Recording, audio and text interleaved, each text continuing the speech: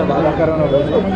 దాసరి నారాయణరావు గారు ఇండస్ట్రీకి పెద్ద దిక్కులు అండ్ ఆయనతో మా అసోసియేషన్ చాలా క్లోజ్ అండి.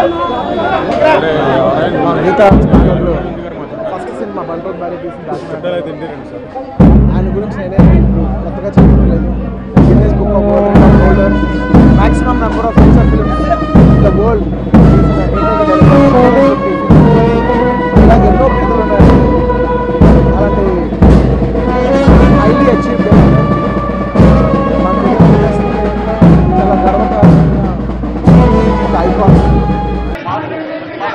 అనుభవం గల ఆయన పెద్ద ఆయన తదుపరి ఆయన జీవితం నిజంగా బతుకుంటే కనుక సమాజానికి పూర్తిగా అర్పిస్తానికి ఆయన నిర్ణయించుకుని మేము కూడా మన గంటల తరబడి కూడా ఆయన అనారోగ్యంలోకి వెళ్లకుండా ఉంటే నా తరుపతి జీవితం సమాజానికి పూర్తిగా అంకితాన్ని ప్రకటించిన ఆయన పోవటం మా పాలకులు ప్రతి హృదయం కాకుండా ఈ సినిమా జగత్కే కాకుండా ప్రజలందరికీ బాధాకరం, బడుగు బలహీన వర్గాలందరికీ కూడా బాధాకరం.